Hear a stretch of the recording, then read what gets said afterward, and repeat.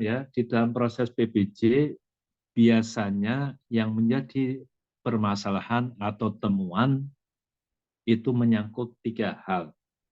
1 mengenai harga, 2 mengenai kualitas, 3 mengenai kuantitas atau jumlah barang. 1 mengenai kualitas, 1 mengenai harga atau price, itu harga. Intinya pengadaan tidak terjadi markup atau menggelembungkan harga. Pembentukan harga itu adanya di proses lelang. Makanya sebenarnya kalau kita lelang tidak ada pengaturan, ya, tidak ada kong kali kong, tidak ada kolusi, teorinya itu nggak ada markup. Karena sudah fair, sudah ini, itulah terbentuknya harga di proses lelang. Masalah yang kedua, kualitas sama kuantitas itu adanya di pelaksanaan kontrak. Nanti pas di pelaksanaan kontrak, pada saat menyerahkan barang, itu 2 hal itu harus dikendalikan.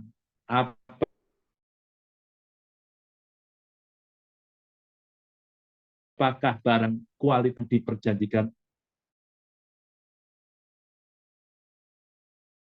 di dalam kontrak atau tidak? Dikontrol benar ya, bahwa barang yang diterima harus sesuai dengan kontrak.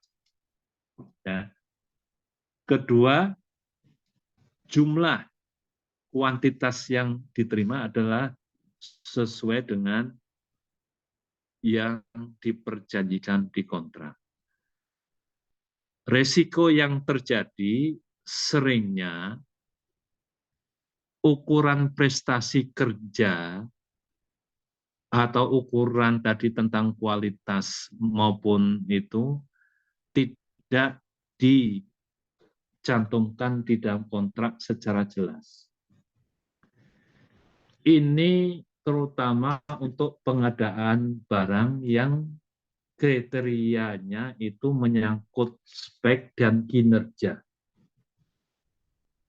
Nah, misalnya beri alat radar, itu bukan cuma radarnya hidup, tapi keberfungsian radar sesuai dengan apa yang kita harapkan. Nah, ini biasanya mencantumkan di dalam kontrak, ini kurang jelas. Sehingga nanti di penyerahannya menjadi dispute. Ya. Kalau spek secara fisik, kita mudah mengidentifikasi. Tapi kalau kinerja yang membutuhkan pengujian, ini memang harus dipikirkan masa-masa bagaimana cara menguji alat itu dan jangka waktu berapa akan diuji. Ya, itu memang harus jelas, no? Ini menjadi masalah kalau kontraknya tahun tunggal, tapi pengujiannya itu membutuhkan waktu yang panjang. Ini nanti PPK di akhir tahun akan bingung. Kita terima enggak? Kalau kita terima, memang fisiknya ada, tapi kalau keberfungsiannya belum teruji. Ya, ini mohon menjadi perhatian. Ini yang sering menjadi masalah di BMKG ini. Karena yang dibeli alatnya bukan semata-mata fisik,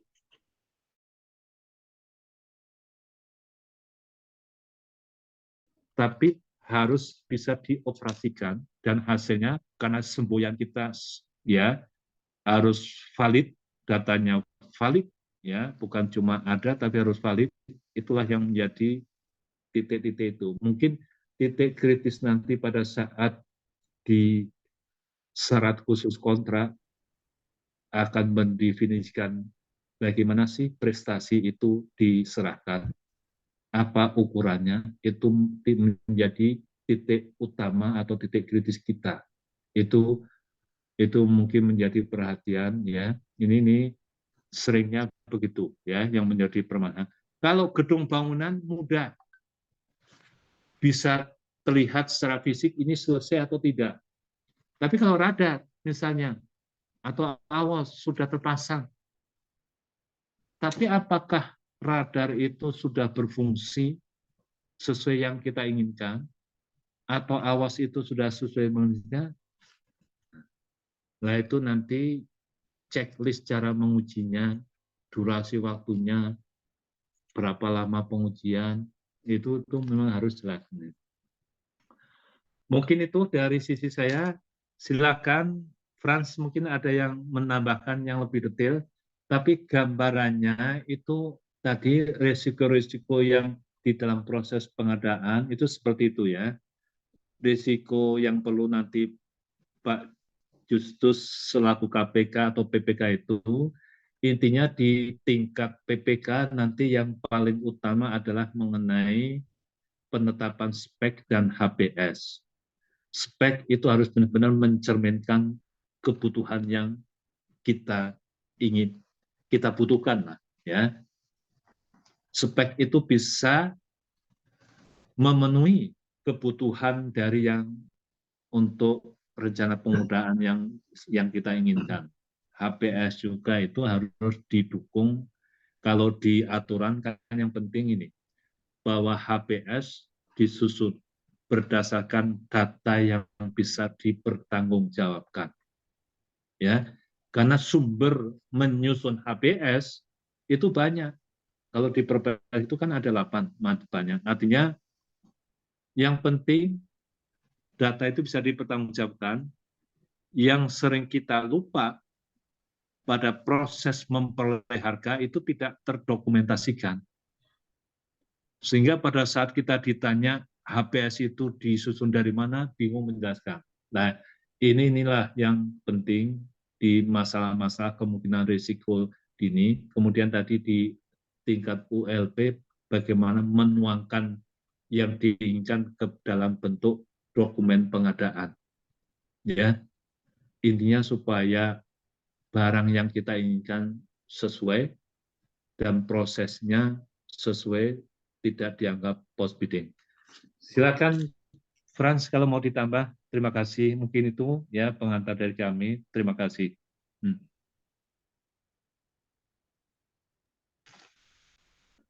Ya, Ya.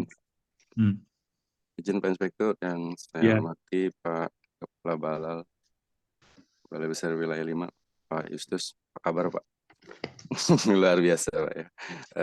Terima Baik kasih. Mas Frans, apa kabar Mas Frans? Siap, sehat. Puji Tuhan. Tambah ganteng aja nih Mas Frans. Alhamdulillah, masih ada yang bilang gitu Pak. Terima kasih Pak. Yang saya hormati juga teman-teman dari ULP, dari LPSE, dan ada Pak Nurzan. Apa kabar Pak Nurzan? Kabar baik. Kawan saya ini. Bu Serli apa kabar? Ibu Serli. Dan teman-teman semua di Balai 5.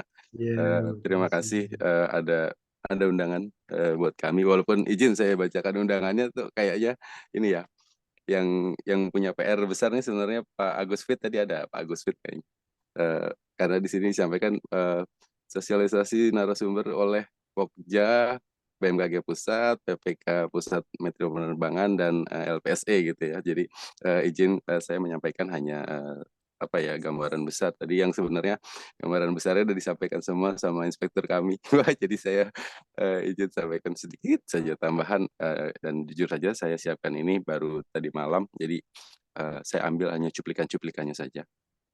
Izin Bapak Ibu saya share screen supaya, karena ini ternyata di Balai Wilayah 5 baru saja terbentuk ya Pak ya, baru saja terbentuk Pokja Unit Layanan Pengadaan. Oke, jadi nanti lebih banyak dan lebih detailnya justru ya yang diminta oleh Bapak Kabal nih. Pak Kabal minta sosialisasinya oleh LPSE, Pokja BMKG Pusat, sama Pak PPK Pusmet Bank. Tapi izin mungkin saya kasih beberapa share cerita aja mungkin ya. Baik, saya punya 3 slide.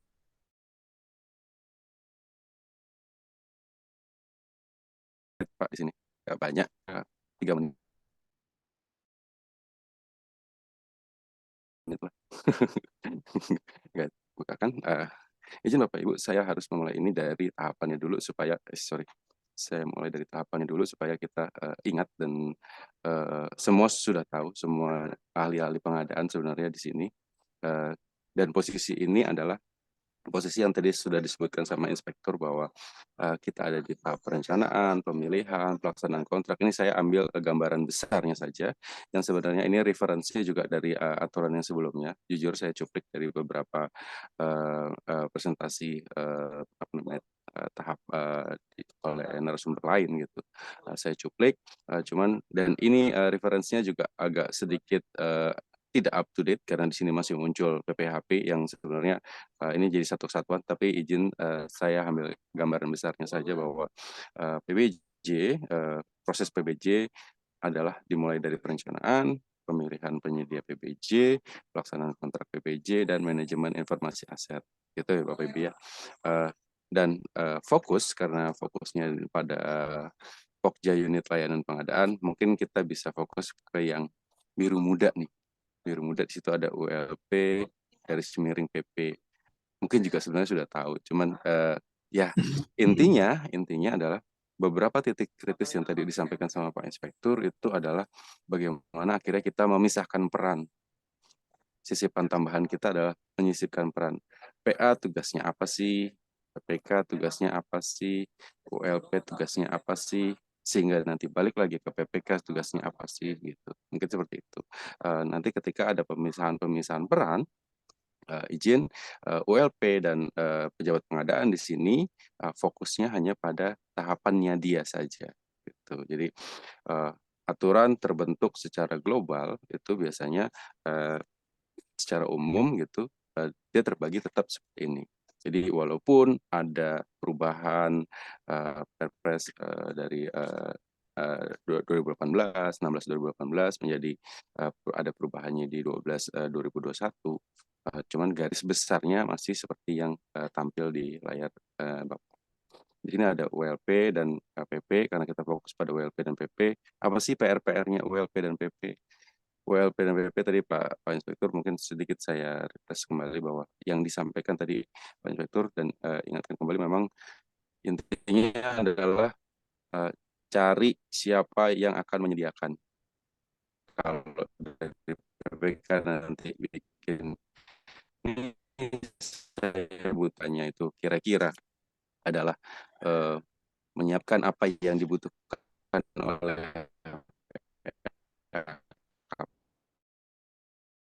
KPA,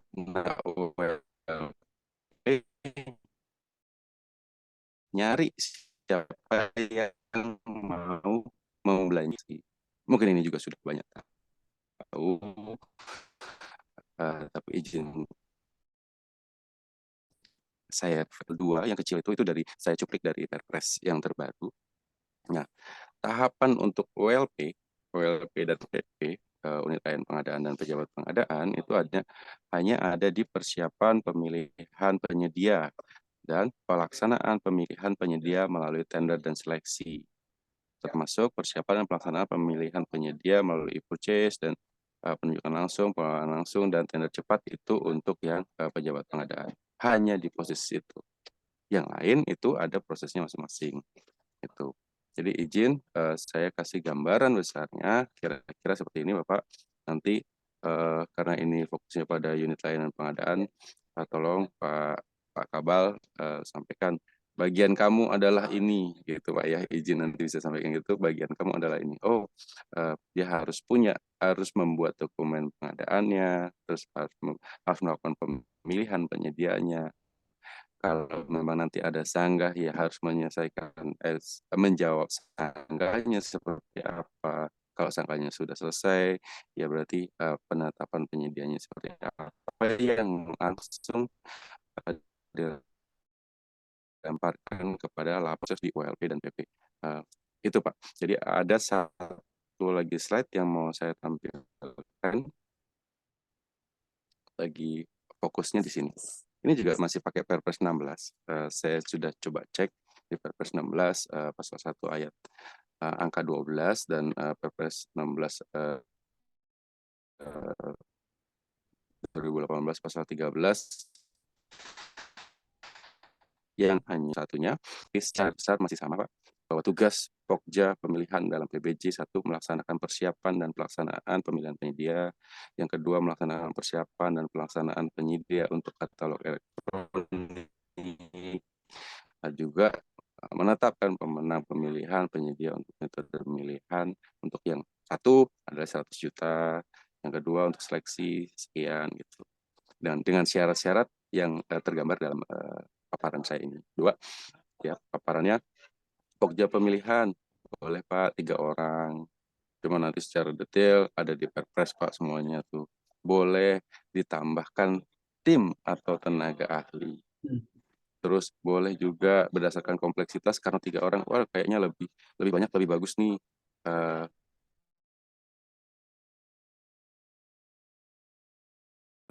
orang kah? Tidak Pak. Yang penting harus syaratnya itu. Jadi kalau tugas pemilihan dalam proses PBJ yang aduh, jangan Pak. Ya, aturannya bunyinya seperti itu. Kalau ditanya sifatnya nanti jadi dissenting opinion gitu ya. Mungkin kalau misalnya maaf, misalnya ada perdebatan yang masalah yang harus membagi suara. Tapi walaupun kalau di sini kan tidak ada pusat suaranya seperti apa gitu ya. Cuman penambahannya memang dibunyikan seperti itu, boleh ditambahkan sepanjang itu ganjil gitu ya. Itu Pak. Jadi ini gambaran besarnya. Tadi gambaran besar secara proses utuh, dan ini ada gambaran besar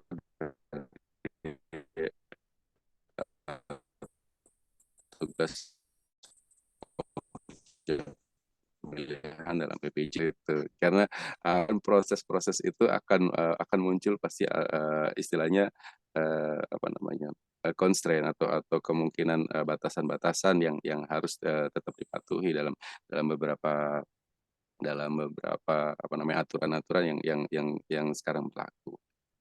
Makanya izin saya juga cuplik dari slide terakhir izin saya juga cuplik tadi yang sebenarnya juga Pak Inspektur sudah sampaikan tentang titik kritis. Nah, kalau tadi ada titik kritis Pak Inspektur, titik kritisnya ada dari awal sampai mendekati akhir. Izin saya sampaikan titik kritis fokus pada Pokja pemilihan. Nah, titik kritis ini izin saya bercanda. Saya sengaja buatkan ini kecil-kecil karena banyak, dan ini nanti saya share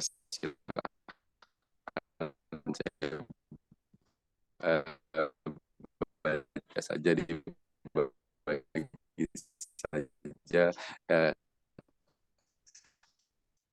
titik ini sebenarnya indikasi para pemeriksa dari baik ekstern maupun intern. Umumnya mereka ada Bapak ada kenapa nih tidak mulai dari satu Pak? Karena ini titik kritisnya hanya di Pokja OLP gitu. Jadi saya siapkan ini hanya di Pokja OLP saja. Ada dari 6 sampai 3 bulan awal sampai ketika sanggahan. Di situ Pak ada detail sekali dan umumnya ini yang biasa dipakai sama pemeriksa. Jadi kalau Bapak tahu kira-kira pemeriksa melakukan ini ya, melakukan ini, Bapak kira-kira bisa membatasi diri Bapak untuk melakukan itu lebih clear gitu. Lebih clear itu dalam artian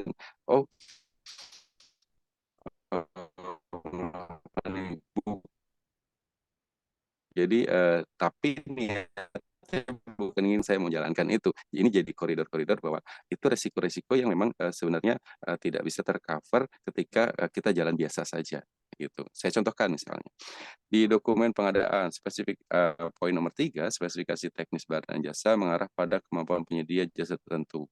Misalnya, ini kelihatan sekali ini Pak.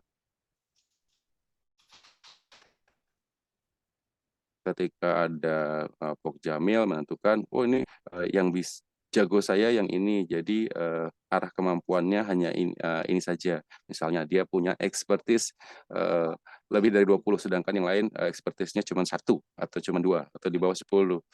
Dibikin prasyarat expertise harus lebih dari 10. Berarti kan kecenderungan seperti itu yang membuat itu tidak fair. Tadi yang sampaikan Pak Inspektur bahwa semangat awal ketika kita melakukan pemilihan penyedia adalah membuat ini menjadi terbuka dan fair. Itu Pak, silahkan. Saya tidak akan banyak karena izin sekali lagi yang diminta menyampaikan untuk sosialisasi ini adalah ini ya Pak ya, LPSE, Pokja BMKG Pusat, dan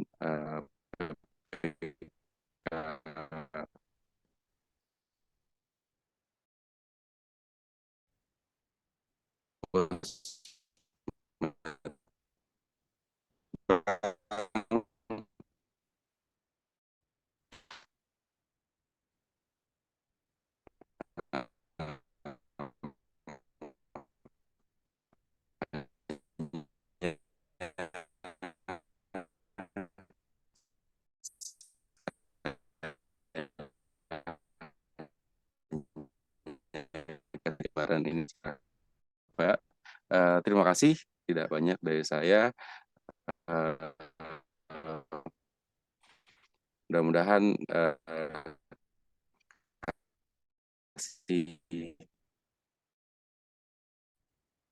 tambahan lah, mudah-mudahan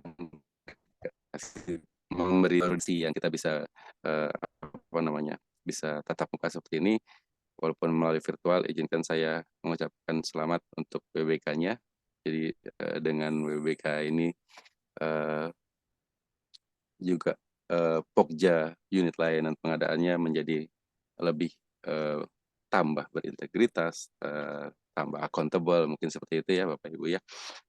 Itu saja dari saya. Saya kembalikan kepada MC. Silakan MC. Mantap ini berarti. Udah khatam lah berarti. Sebentar Pak, minum dulu. Oke. Harusnya Mas Ridwan. Iya. Assalamualaikum warahmatullahi wabarakatuh. Selamat pagi. Yang terhormat Bapak Kepala Balai Wilayah 5 dan Pak Inspektur. Mungkin dari hasil diskusi kita pada hari ini ya, sangat intens dan sangat serius ya terkait pengadaan. Mungkin pas bagian Pokjanya kita relax aja lah. Saya takut kalau tegang-tegang gitu. Jadi sebelum mulai saya ada pantun dulu nih sedikit untuk teman-teman Balai 5. Tanah Merauke, tanah Papua, walaupun di ujung negara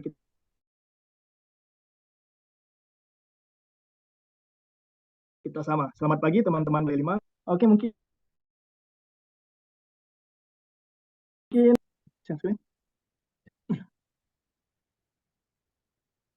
ini slide sudah kami bikin dari tim Pokja pemilihan.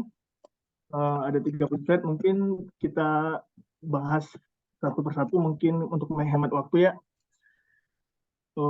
Di sini dasar peraturan yang dipakai di dalam pengadaan barang dan jasa itu biasa seperti yang sudah dibahas dari tadi ya, untuk Perpres nomor 12 tahun 2021, dan di peraturan LKPP itu ada di nomor 12 tahun 2021 tentang pedoman pelaksanaan pengadaan barang dan jasa melalui penyedia. Oke. Lanjut, Mbak.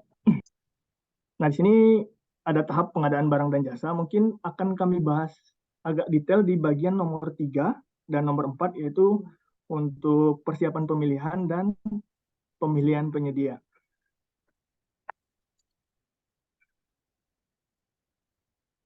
Oke, untuk di sini, untuk persiapan pemilihan penyedia itu biasanya kami itu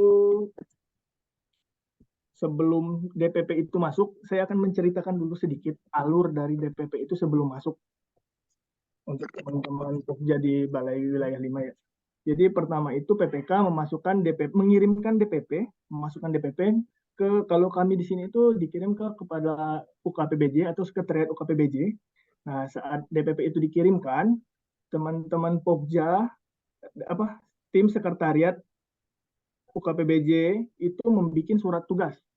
Jadi surat tugas itu ditujukan kepada tim Pokja yang akan menangani paket tersebut. Misalkanlah kita katakan ini paket A, DPP paket A dikirim ke PPK, maka tim sekretariat UKPBJ membuat surat tugas untuk menunjukkan tim-tim, biasanya kan 5 orang ya, menunjukkan tim untuk mengerjakan paket pengadaan ini. Nah, jadi Untuk saran saja dari kami, untuk teman-teman Pokja, harus ada surat tugasnya terlebih dahulu, baru melaksanakan tugas, yaitu mulai mereview. Jangan nanti biasanya itu ya kita mendoakan ini paket supaya lancar semuanya ya.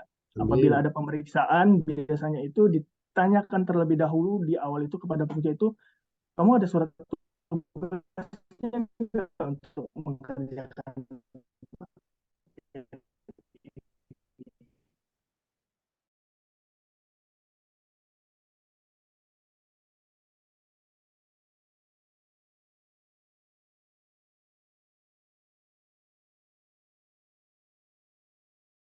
Jadi untuk tahapan persiapannya itu seperti itu kurang lebih. Nanti di dalam review itu kita akan membahas tentang bersama PPK itu tentang penetapan metode pemilihan, metode kualifikasi, dan lain-lain.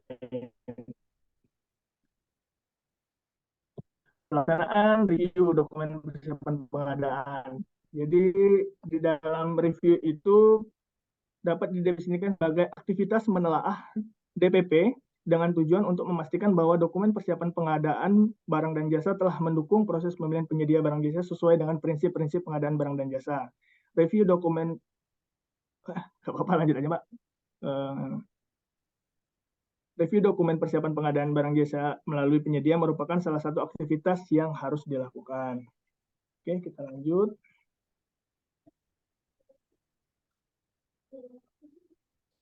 Untuk pelaksanaan review, biasanya kita membahas detail-detail seperti yang ada di slide kita ini, yaitu biasanya kita membahas tentang review spek yang dimasukkan oleh PPK, kita bahas apakah spek ini sudah sesuai atau belum, terus kita mereview HPS, mereview juga rancangan kontrak, terus mereview dokumen anggaran belanja, mereview ID paket RUP, review waktu pelaksanaan penggunaan barang dan jasa, mereview analisis pasar, dan uraian pekerjaan, identifikasi bahaya, dan penetapan risiko pekerjaan terkait keselamatan biasanya itu ada di konstruksi.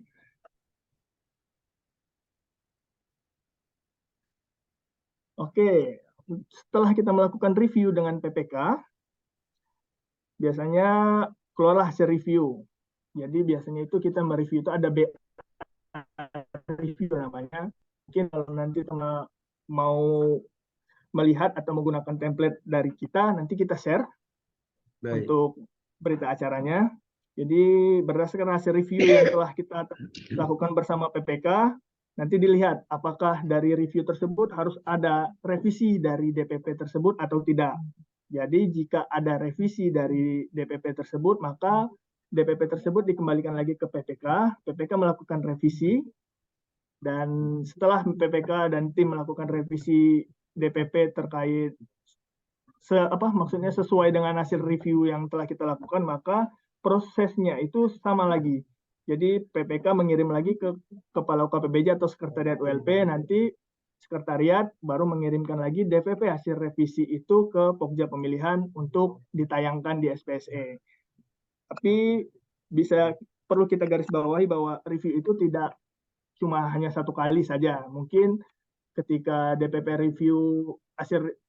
hasil revisinya ada perubahan yang di luar dari review, ternyata PPK membutuhkan perubahan terkait speknya, tapi di luar dari review yang pertama, maka kita tidak apa-apa untuk melakukan review kedua bahkan ketiga selanjutnya agar pemahaman atas pekerjaan tersebut lebih matang.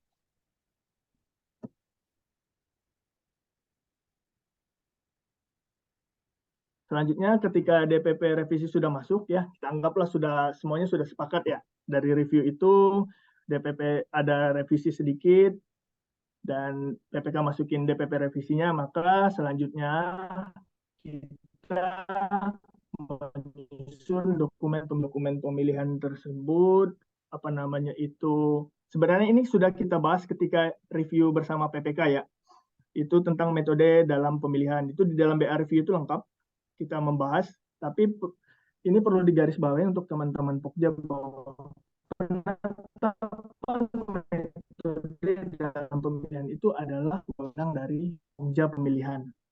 Jadi yang memutuskan Pokja Pemilihan. Jadi dalam penetapan metode pemilihan ini Teman-teman, kita harus memperhatikan jenis barang atau jasa, spesifikasi teknis, KAK, dan kompleksitas pekerjaan, pagu anggaran, rancangan kontrak, dan hasil analisis pasar atau hasil konsolidasi. Mbak. Nah, ini ada beberapa macam metode dalam pemilihan seperti yang tadi sudah dijelaskan oleh Pak Inspektur ya, bahwa untuk barang, pekerjaan konstruksi dan jasa lainnya itu ada 5, yaitu e-purchasing, pengadaan langsung, penunjukan langsung, tender cepat, dan tender. Tapi saya pernah mendapatkan pernah belajar juga ya dari LKPP bahwa mereka menjelaskan bahwa dalam pemilihan, metode pemilihan itu yang paling diutamakan itu adalah pertama e-purchasing. Jadi dilihat dulu nih, pengadaan ini ada nggak sih di e-purchasing? Oh, kalau tidak ada, baru kita melangkah ke nomor 2, pengadaan langsung. Oh, ternyata pengadaan ini nggak cocok, pengadaan langsung nilai pagunya hanya di atasnya hanya 200 juta, tidak bisa juga, kita pindah tender cepat. Ketika tender cepat juga tidak dalam aturannya tidak memenuhi syarat untuk dilakukannya metode itu, maka baru kita memilih tender. Jadi tender itu adalah opsi terakhir dari metode pemilihan. Untuk jasa konsultan itu ada 3, yaitu pengadaan langsung, penunjukan langsung, dan seleksi.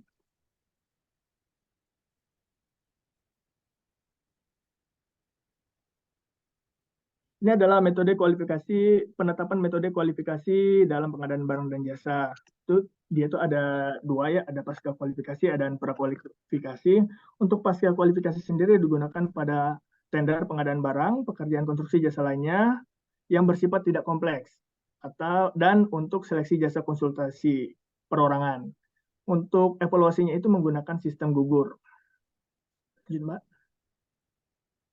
Untuk prakualifikasi itu digunakan pada pengadaan barang, jasa konstruksi, jasa lainnya yang bersifat kompleks, seleksi jasa konsultan, badan usaha, dan penunjukan langsung pengadaan barang, pekerjaan konstruksi, jasa konsultasi, badan usaha, jasa konsultasi perorangan, dan jasa lainnya.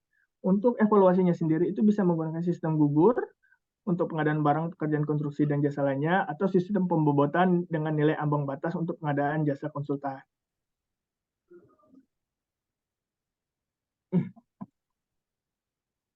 Ini adalah untuk pengadaan barang, pekerjaan konstruksi, dan jasa lainnya. Ini metode evaluasinya itu ada sistem nilai. Itu biasanya digunakan untuk pekerjaan barang, pekerjaan konstruksi, dan jasa lainnya. Ini sendiri penilaiannya teknisnya dapat diberikan bobot 60-70%. Untuk selanjutnya itu ada penilaian biaya selama umur ekonomis pengadaan. Dan satunya lagi ada harga terendah yang biasa kita gunakan itu adalah harga terendah sistem gugur, digunakan untuk pengadaan barang, jasa konstruksi, dan jasa lainnya dalam hal harga menjadi dasar penetapan pemenang di antara penawar yang memenuhi syarat teknis. Jadi untuk semua, misalkanlah ada 3 peserta yang mengikuti mendaftar tender dan melakukan penawaran dan semuanya lulus persyaratan teknis, maka yang akan ditunjuk sebagai pemenang biasanya yang mempunyai harga paling rendah. Lanjut. Ini ada kualitas dan biaya, bisa digunakan untuk pekerjaan, ruang lingkup pekerjaannya, jenis tenaga ahli, dan waktu penyelesaian pekerjaan dapat diuraikan dengan pasti dalam KK. Ini untuk pengadaan jasa konsultan. Untuk konsultan selanjutnya ada di kualitas, pagu anggaran, dan biaya terendah. Untuk di kualitas itu digunakan untuk pekerjaan yang ruang lingkupnya pekerjaan, jenis tenaga ahli, dan waktu penyelesaian pekerjaan tidak dapat diuraikan di dalam KK berbeda dengan yang sebelumnya. Untuk pagu anggaran digunakan untuk ruang lingkup pekerjaan yang sederhana. Untuk biaya terendah digunakan untuk pekerjaan standar yang bersifat rutin dan praktik standar pelaksanaan pekerjaannya sudah mapan. Oke, lanjut, Mbak. Ini penetapan metode penyampaian penawaran. Itu ada 2, yaitu ada 1 file dan 2 file. Biasanya 1 file ini digunakan untuk pengadaan barang, pekerjaan konstruksi, dan jasa lainnya pemilihan penyedia barang menggunakan metode evaluasi penawaran harga terendah. Biasanya kalau kita menggunakan yang tadi kita pakai dengan 1 file. Untuk 2 file sendiri, untuk biasanya digunakan untuk pengadaan barang konstruksi di jasa lainnya yang memerlukan penilaian teknis terlebih dahulu.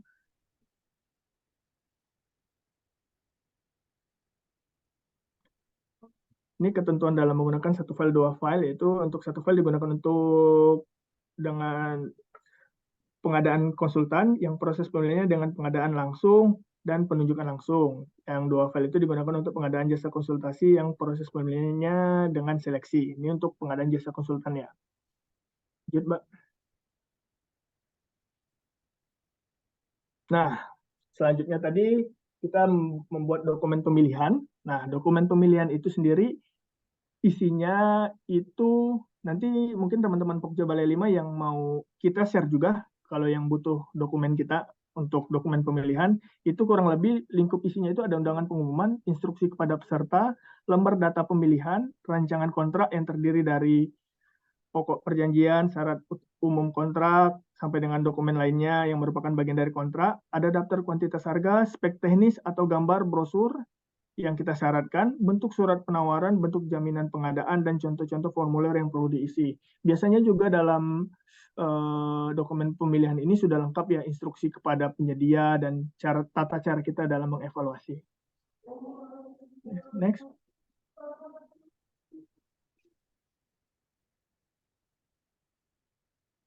Ini untuk dokumen seleksi kurang lebih sama ya, yang membedakannya hanya ada di KAK. Jadi untuk yang seleksi ini untuk jasa konsultan itu dimasukkan di dalam dokumen pemilihannya ada KAK. Lanjut, Mbak. Nah, ini untuk dokumen pemilihan penunjukan langsung. Penunjukan langsung ini bisa berupa barang, konstruksi dan jasa lainnya, atau jasa konsultan. Kurang lebih juga sama isinya dengan dokpil pemilihan barang yang tadi. Dan untuk yang jasa konsultan juga isinya sama dengan yang tender konsultan, ada KAK-nya dan tidak ada spek teknisnya. Oke, kita lanjut. Untuk pelaksanaan pemilihan itu kita melalui online melalui aplikasi SPSE. Oke, ketika kita sudah membuat dokumen pemilihan, selanjutnya kita, kalau istilah kami itu di sini kita tayang ya, menayangkan paket tersebut di SPSE. Jadi di dalam tayang itu ada penyusunan jadwal, di dalam jadwal itu ada pengumuman biasanya. Untuk pengumuman sendiri itu biasanya kurang lebih 5 hari kerja ya untuk metode pasca ya. Oh ya, ternyata berbeda juga untuk kualifikasi. Untuk pengumuman itu metode prakualifikasi, setelah proses prakualifikasi selesai dilanjutkan dengan undangan kepada peserta yang lulus prakual. Jadi untuk prakual ini kita mensyaratkan kualifikasi terlebih dahulu. Jadi kita mengevaluasi kualifikasi terlebih dahulu, baru yang lulus evaluasi kualifikasi baru mengikuti tender untuk teknisnya, bagian spek teknisnya. Untuk kalau pasca kualifikasi itu dimulainya bareng-bareng ya. Jadi mereka mengupload dua-duanya, mengupload spek teknis nantinya bisa itu juga mengupload kualifikasinya. Jadi kita dalam mengevaluasinya langsung dua biasanya.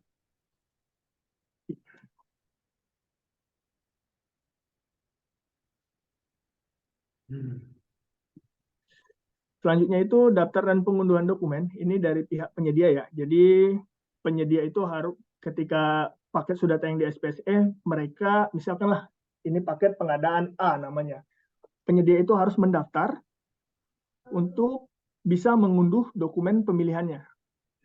Jadi nanti terlihat di SPSE dari Pokja itu terlihat berapa peserta yang mendaftar, maka mungkin dia akan mendownload dokumen pemilihannya dan mungkin juga terkadang juga banyak yang mendaftar saja tapi yang menawarnya cuma 2 atau 3 seperti itu. Yeah.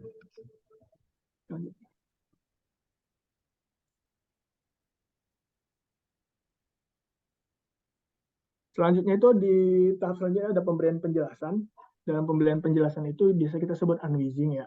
Jadi pas unleashing itu sebelumnya Pokja mengundang PPK, tim teknis atau user untuk ibaratnya kan ini secara online ya, standby di depan monitor menunggu para penyedia apabila ada pertanyaan untuk paket pekerjaan tersebut.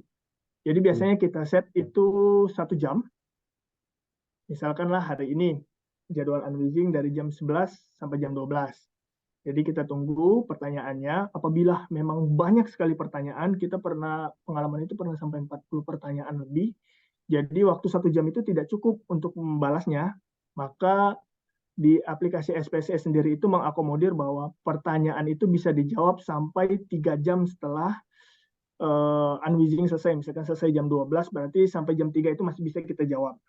Untuk pemberian penjelasan dokumen merupakan bagian dari kewenangan Pokja pemilihan untuk menyampaikan informasi, menjelaskan, dan mengklarifikasi hal-hal yang penting di dalam dokumen pemilihan. Dan dalam hasil pemberian penjelasan, pertanyaan tertulis disampaikan oleh peserta mengakibatkan perubahan dokumen pemilihan, maka perubahan tersebut harus dituangkan di dalam adendum dokumen pemilihan. Dalam hal perubahan dokumen pemilihan terkait spesifikasi teknis, HPS, atau rancangan kontrak, maka perubahan tersebut harus disetujui oleh PPK. Jadi misalkan ada pertanyaan, oh iya ternyata salah nih Pokja dalam membuat dokumen pemilihan, atau salah PPK di speknya ternyata ada yang kelewat nih. Nah, kita harus adendum. Maka kita lakukan adendum setelah unwizing, dan nantinya biasanya di kolom unwizing itu kita tambahin aja pemberitahuan ya bahwa akan dilakukan adendum untuk paket pekerjaan ini pada bagian bla bla bla, biar ada para peserta bisa melihat. Oke, lanjut Mbak. Mas Rindang. Ya, silakan Mbak Nuzan, boleh di ini aja. Bisa tanya sebentar kah? Boleh Pak. Tadi disampaikan tentang itu yang e-purchasing itu Pak. Ya, gini Mas. Kalau seperti kita kan diserahkan ke penyedia ya. Nah, ya, itu kan berbentuk SPK atau kontrak. Saya mau tanya itu apakah bisa langsung pemesanan dari PPK atau lewat penyedia yang masalah tentang e-purchasing itu? E-purchasing ya Pak. Jadi Ya. biasanya itu kalau pembelian e-purchasing itu Ya. kita kayak beli di platform-platform belanja online, tapi platform itu ada di e-purchasing.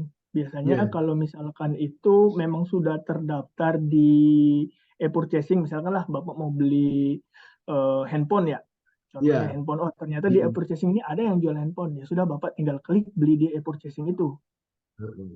Iya, kalau itu kan sistem pembeliannya Mas. Kalau ya, untuk jawabannya itu nanti kan melalui SPK kan? Bisa langsung saja PPK yang melakukan pembelian itu gimana?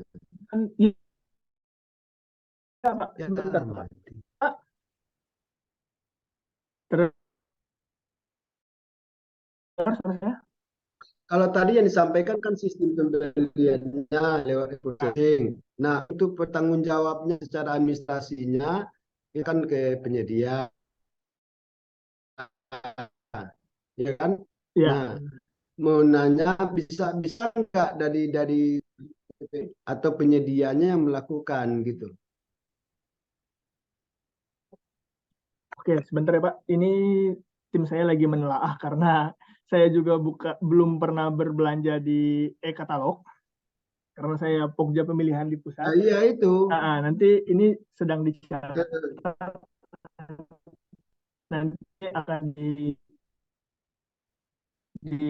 Pak ya. Iya. Dan itu juga kita melalui e-purchasing itu karena prosesnya itu lama. Oh, apa kendalanya Pak Gitu, lama? Mas. Soalnya sudah berapa kali saya lakukan itu lewat purchasing, sampai 6 bulan baru dapat itu gitu. Mungkin di daerah ini yang gitu Pak, prosesnya itu agak lambat.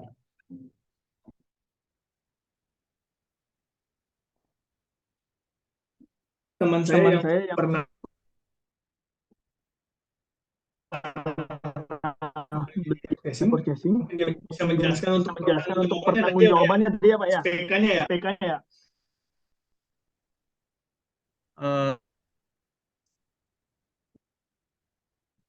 Silah diulangi Mas Gandung, Mas Gandung, Mas Rindang diulangi.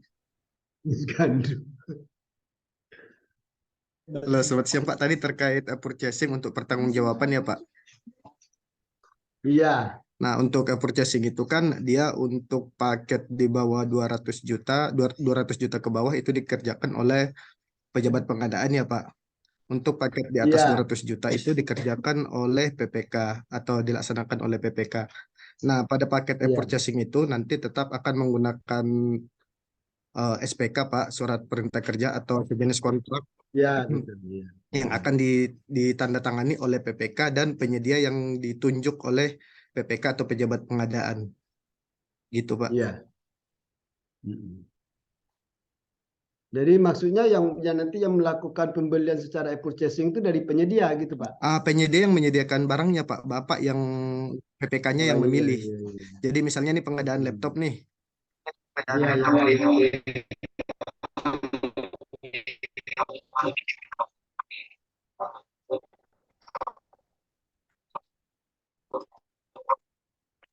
iya. Ya Pak, misalnya kita pengadaan laptop dengan pagu 20 juta itu tentunya Iya. dikerjakan oleh pejabat pengadaan ya Pak.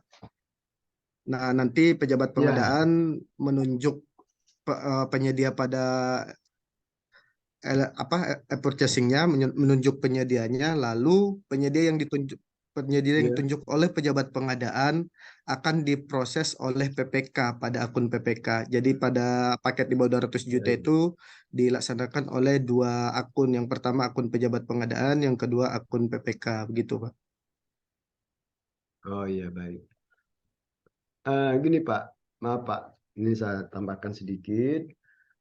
Di Papua, ini Balai 5 ini Pak ya, ada peraturan Presiden, Perpres nomor 17, pengadaan barang dan jasa, batas 1 miliar bisa kita tunjuk secara penunjukan langsung melalui tender atau lelang.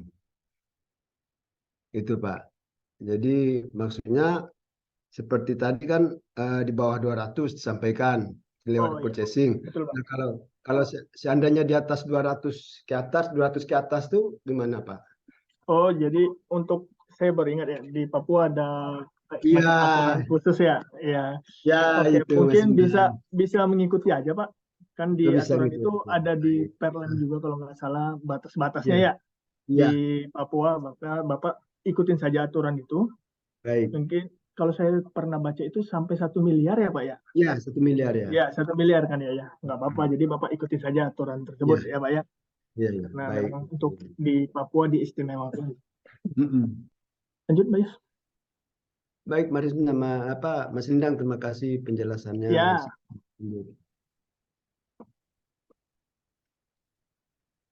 Oke,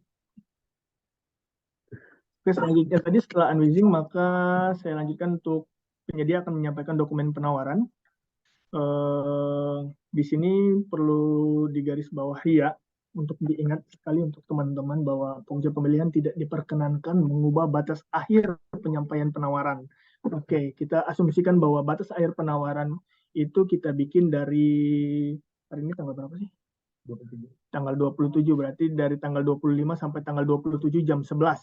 Itu batas terakhirnya masukin dokumen penawaran. Maka Pokja tidak boleh menambahkan batas akhir penyampaian dokumen penawaran itu misalkan dimundurin jadi tanggal 27 jam 1 siang nanti, itu tidak boleh. Kecuali dengan dasar yang diatur dalam peraturan. Biasanya itu pengecualiannya itu kalau tidak ada terdapat penawaran. Jadi kita lihat nih, ini tadi kan tanggal 27 jam 11. Jam kurang 5 kita lihat, penyedia yang melakukan penawaran, maka Pokja pemilihan boleh menambahkan waktu batas akhirnya untuk ditambahkan 1 hari agar mungkin penyedianya membutuhkan waktu tambahan untuk melakukan upload dokumen penawaran. Tapi perlu diingat jika tidak ada yang menawarkan. Kalau sudah ada yang menawarkan, maka tidak boleh Pokja mengubah waktu batas akhir penyampaian penawaran. Yang kedua, Pokja pemilihan atau peserta dilarang melakukan post bidding. Tadi sudah dijelaskan juga sama Pak Inspektur bahwa kita tidak boleh menambahkan ya apabila ada dokumen penawaran dari penyedia si A, mungkin kita kenal, terus dia bilang, nggak apa-apa lah bro, saya tambahin ini bro. Nah, itu tidak boleh karena akan dinyatakan itu sebagai post bidding. Dokumen penawaran yang sah itu yang kita download dari SPSE. Apabila tidak terdapat di SPSE, Mas Dindang, ya, maaf Pak, silakan Pak. saya bisa izin dulu, ini waktunya sudah Jumatan di sini. Oh sudah Jumatan ya? Iya. Ini apa Mbak MC gimana ini Mbak? Baik Pak Nurzan, mungkin teman-teman yang mau melaksanakan sholat Jumat dipersilahkan. Jadi ini ada Mbak Nurul ya, jadi nanti Mbak Nurul mungkin yang akan mendengar, karena kalau wilayah ini wilayahnya Mbak Nurul, Pak Nurzan sudah. Baik. Oh iya. Jadi nanti tim Mbak Nurul. Tadi Mas Suroto sholat Jumatnya di Genyem, jadi sudah berangkat duluan tadi. Baik, terima kasih.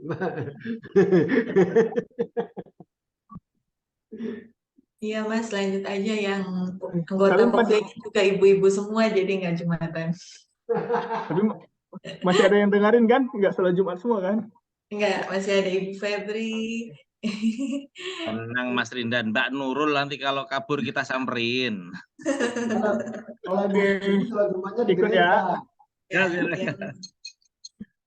Oke, lanjut Mbak Yus.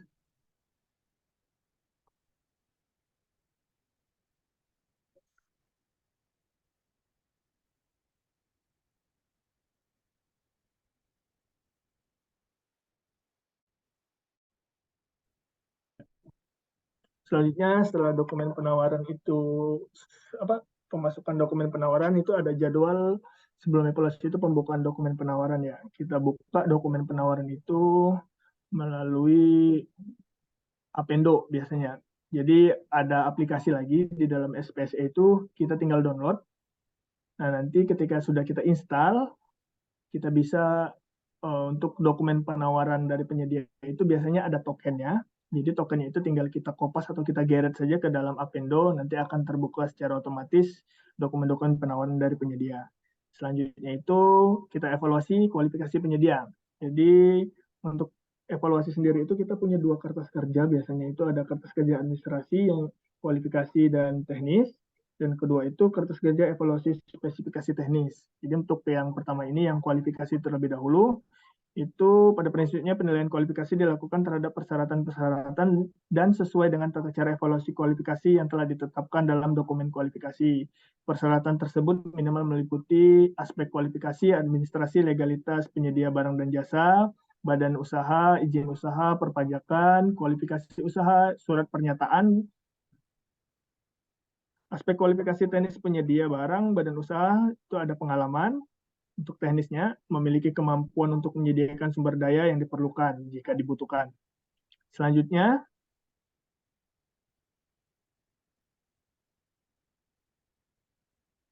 evaluasi dokumen penawaran. Ini berpedoman pada ketentuan metode evaluasi dan syarat-syarat yang ditetapkan dalam dokumen pemilihan. Ini juga sudah diatur di dalam dokumen pemilihan. Dilarang menggugurkan penawaran dengan alasan kesalahan penawaran yang tidak substansional. Dituangkan di dalam kertas kerja evaluasi sebagai lampiran berita acara evaluasi. Perhatikan jika ditemukan bukti atau indikasi terjadinya persaingan usaha tidak sehat dan atau terjadinya pengaturan bersama kolusi persekongkolan antara peserta. Jadi di sini ini kertas kerja yang kedua seperti yang saya jelaskan itu biasanya kertas kerja itu isinya tentang spek teknisnya. Misalkanlah ini detail spek teknisnya. Misalkan kita mau beli handphone. Jadi di dalam handphone itu spesifikasi teknisnya itu ada kamera 10 megapiksel, chipnya harus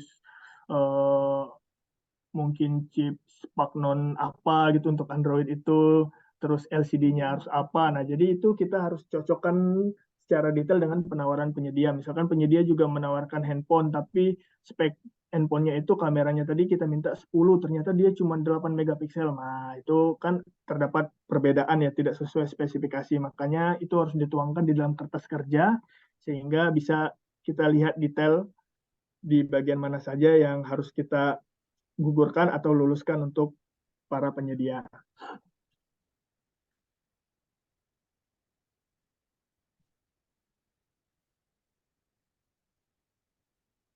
Oh, ini tadi yang administrasi teknis, ini skip aja, sudah dijelaskan tadi.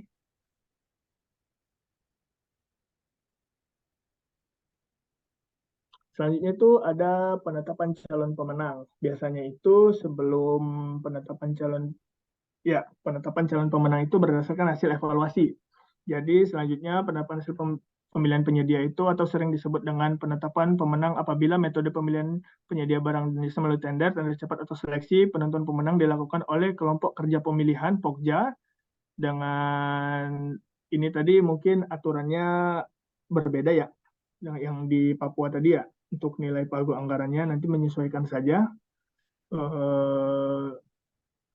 Biasanya ini hasil dari evaluasi apabila semua penyedianya itu sudah lulus di evaluasi kualifikasi, administrasi, kualifikasi teknis, dan sudah lulus juga di di evaluasi spek teknisnya, sama biasanya itu ada pembuktian kualifikasi ya. Jadi kita melihat dokumen keaslian, legalitas perusahaan mereka seperti NIB, dan lain-lain itu mereka wajib membawakan yang asli dan kita melihat di dalam pembuktian kualifikasi. Selanjutnya, Mbak.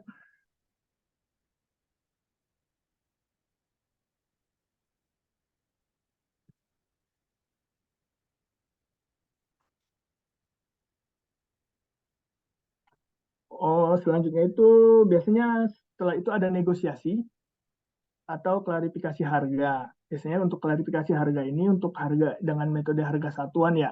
Apabila terdapat item penawarannya di bawah 80% dan di atas 110%, maka kita wajib melakukan klarifikasi harga kepada mereka dengan nanti berita acaranya kami share. Biasanya itu isinya itu kita klarifikasi, misalkanlah harga ballpoint ini 110% dari APS, maka kita klarifikasi, maka kita minta justifikasi dari mereka. Biasanya itu dibuktikan dengan bukti link dari mereka atau bukti harga dari mereka bahwa memang harga itu asli, bukan harga buatan dari mereka, memang harga asli dari pasarnya. Jadi harus disertakan bukti dari penyedianya. Selanjutnya itu baru dinegosiasi. Untuk aturan negosiasi sekarang tuh sedikit berubah ya, dan di SPSE itu untuk negosiasi itu ada bagian tombol undang negosiasi ya, mengirimkan undangan untuk negosiasi sekarang yang terbaru itu. Jadi kita harus mengklik dulu. Itu syarat untuk bisa dilakukannya negosiasi itu biasanya itu hanya terdapat satu penawaran. Jadi misalkanlah paket A yang nawar cuma satu, nah itu bisa dinegosiasi. Tapi apabila misalkan ternyata duanya nggak lulus evaluasi dan yang menang hanya satu, itu tidak bisa kita nego sekarang. Dulu bisa, tapi sekarang sudah tidak bisa. Sekarang aturannya hanya jika satu penyedia saja yang menawarkan, maka itu bisa dinegosiasi. Selebihnya tidak bisa. Selanjutnya adalah pengelolaan sanggah, masa sanggah. Biasanya itu peserta menyampaikan dokumen kualifikasi, penawaran dapat yang menawar itu bisa mengajukan sanggah apabila dilakukan di SPSE ya, apabila mereka melakukan sanggah. Sanggah itu biasanya kita jadwalkan bukan kita jadwalin di Perpresnya itu dalam kurun waktu 5 hari kalender setelah pengumuman diakhiri di hari kerja maksudnya. Jadi untuk misalkan 5 hari dari hari Kamis, Jumat, Sabtu, Minggu, misalkan 5 harinya jatuh di Minggu, maka tidak bisa, harus dipindahin ke hari Senin. Jadi evaluasi itu sanggahnya bertambah jadi 6 hari. Yang penting dia diakhiri di hari kerja dan jam kerja. Jawaban sanggah diberikan melalui aplikasi SPSE atas semua sanggah paling lambat 3 hari kerja setelah akhir masa sanggah. Apabila sanggah dinyatakan benar, diterima, Pokja PLN melakukan evaluasi ulang. Apabila ini biasanya kalau ada hilaf di Pokjanya, oh ternyata mereka menyanggah, Pak, saya benar ini. Pas kita cek lagi dokumen penawarannya, oh iya, ternyata mereka benar. Maka artinya itu sanggah mereka diterima dan Pokja Pemilihan melakukan evaluasi ulang. Pemasukan dokumen penawaran ulang dan pemilihan penyedia ulang atau pemilihan penyedia ulang. Apabila sanggah dinyatakan salah tidak diterima, maka untuk pengadaan barang, jasa lainnya atau jasa konsultan, Pokja Pemilihan melanjutkan proses pemilihan dengan menyampaikan hasil pemilihan kepada pejabat penandatangan kontrak. Untuk pengadaan pekerjaan konstruksi dalam hal peserta menyampaikan sanggah tidak setuju dengan jawaban sanggah, maka peserta dapat menyampaikannya dengan sanggah banding.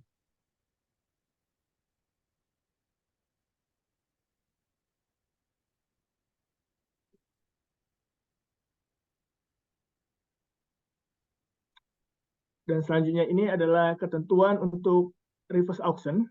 Biasanya reverse auction ini terjadi apabila ada dua penyedia yang lulus semua evaluasi kualifikasi teknis, dua penawar yang lulus. Oh, yang masukin juga dua penawar.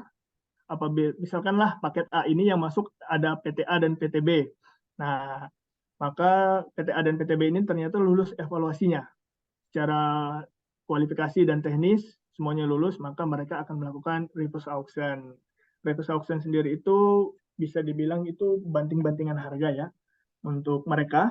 Jadi untuk tender dengan metode evaluasi harga terendah, sebagai tindak lanjut tender hanya terdapat dua penawaran yang masuk dan kedua penawar tersebut lulus evaluasi teknis dan berkompetensi kembali dengan cara berkompetisi kembali dengan menyampaikan penawaran harga lebih dari satu kali dan bersifat lebih rendah dari penawar sebelumnya. Sebagai metode penyampaian penawaran harga berulang dalam tender cepat yang ditetapkan dalam dokumen pemilihan, kecuali untuk pekerjaan konstruksi. Jadi ini kita bikin biasanya itu akan ada jadwal, muncul jadwal di SPSE, maka kita jadwalkan 1 jam.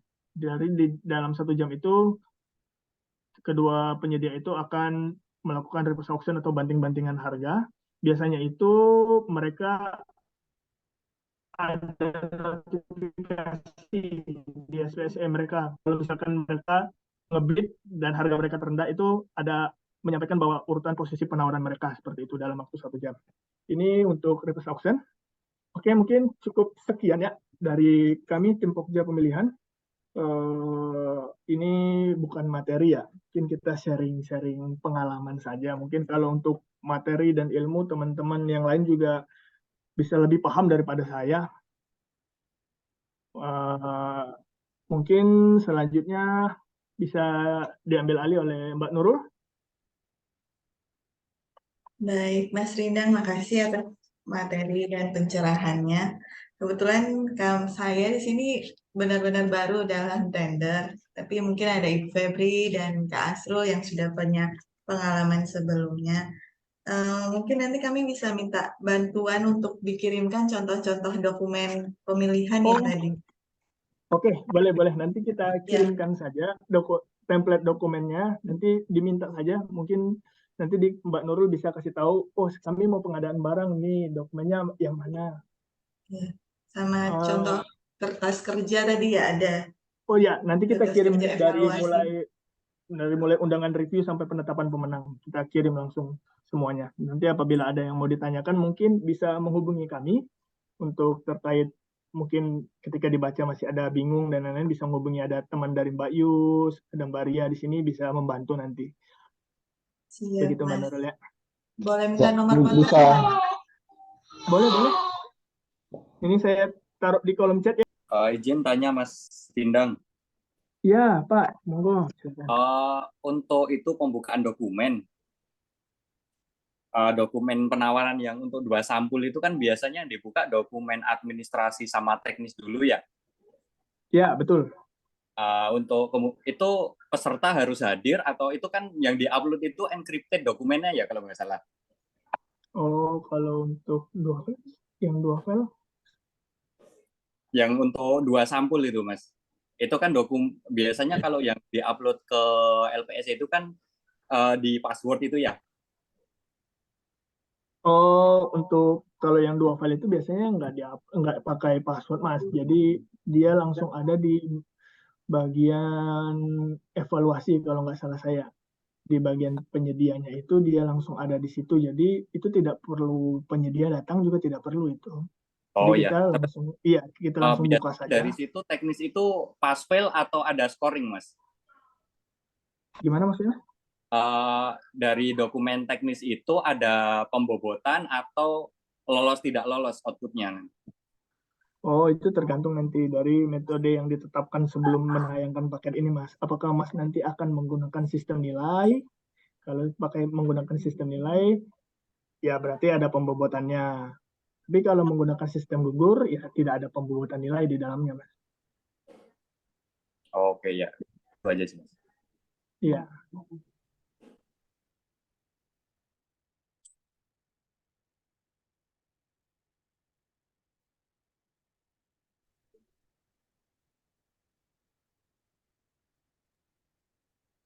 Baik, ada lagi yang ingin bertanya Bapak Ibu? Bu Febri? Mas Mam, oh lagi pada sholat Jumat yang lain. Lagi pada sholat Jumat ya. Iya.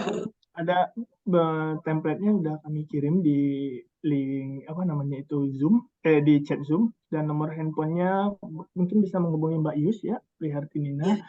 Ya, nomor handphonenya sudah saya chat juga di sana. Nanti bisa koordinasi saja kalau apabila ada yang ingin ditanyakan, mungkin apabila bisa kita bantu, kita akan bantu. Begitu ya Mbak Nurul ya. Siap, makasih Mas Rindang. Berarti sudah cukup ya untuk hari ini ya? Pak Kabar? Mungkin ada sih ada ya.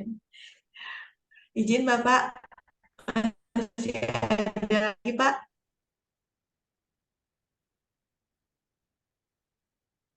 Oh, mungkin sudah masuk istirahat, sudah pada.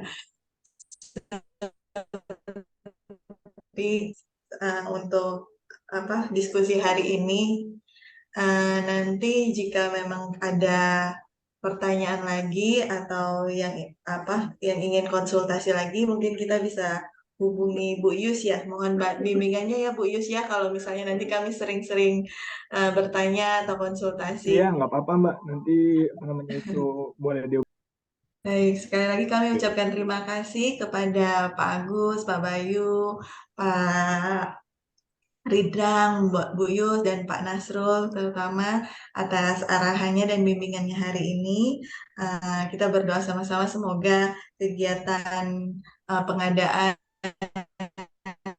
lelang untuk 5 bisa berjalan dengan baik dan lancar. Amin. Cukup sekian untuk sosialisasi hari ini. Terima kasih atas perhatiannya. Terima kasih Mbak. Assalamualaikum warahmatullahi wabarakatuh.